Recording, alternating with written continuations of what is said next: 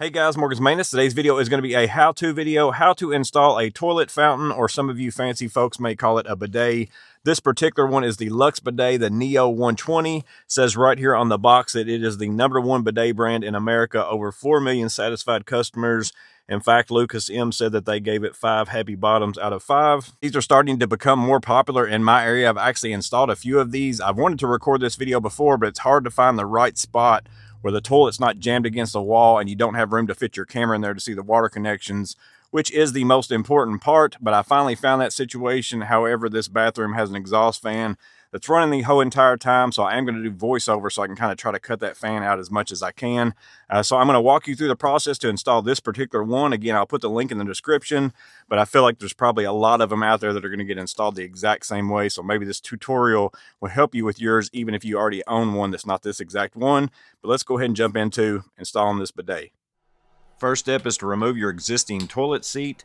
Yours may vary from this one, but this one you pull up the 2 flaps that gives you access to the 2 bolts. Usually that nut will catch on the side of the toilet so that you can just sit there and unscrew it from the top until it gets loose and then remove by hand like I did here. So again, the first step is to remove your existing toilet seat.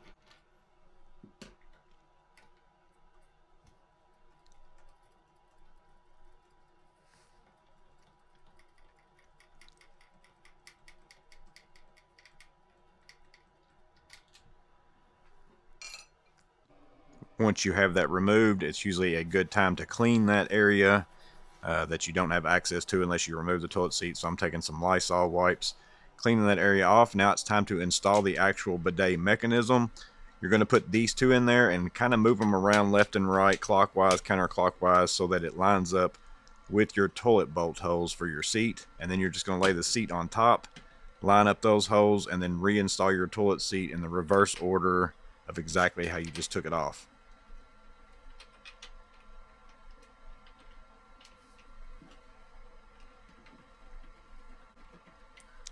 And again, once you start tightening those, that nut should catch on the side of the toilet to where you can just sit there and tighten it from up top and not have to sit there and hold your hand on that actual nut itself.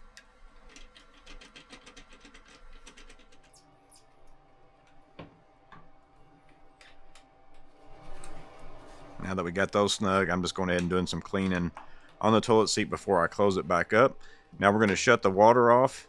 Key thing that you want to make sure you do, #1 thing, and then flush the toilet just to remove all the water out of the tank. Hold that lever down for however long you need to do that.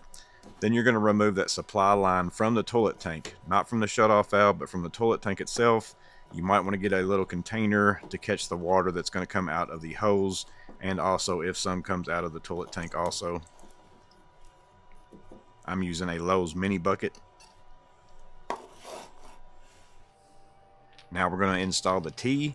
You just install it onto the tank itself, same way as you would a supply line. You can hand tighten that and then snug it up a little bit more if you need to with a wrench, but you don't need to over tighten that. Matter of fact, you might want to even leave it a little bit loose until you get all the hoses hooked up so that you can kind of move that T around to hook up the next hose that we're going to hook up as well. Now you're going to install the supply line back onto the bottom of that T. So basically just pretend that is the bottom of the toilet tank and install that supply line back onto that T.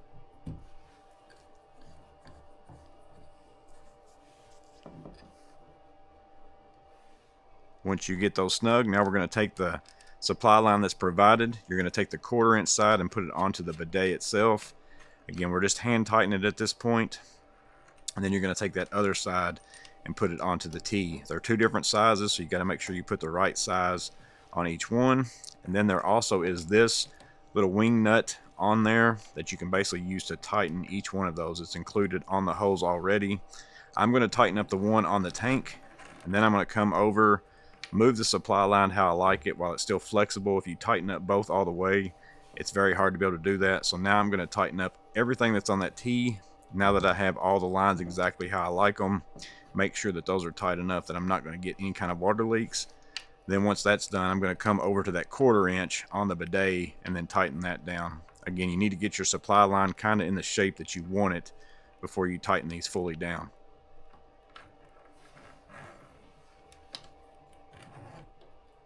Now I'm going to turn the water on.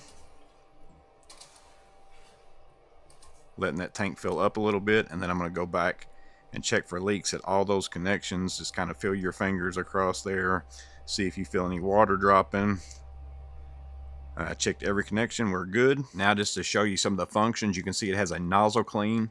If I turn that all the way over to the clean nozzle and I turn the water, you can see water is going straight down into the toilet. And if I remove that cover, it's kind of a spray that goes over the top of your nozzle in order to clean that. So that's one option that this particular bidet has. Now I'm going to move it back to the actual bidet itself, turn on the water pressure, and you can see that water coming out.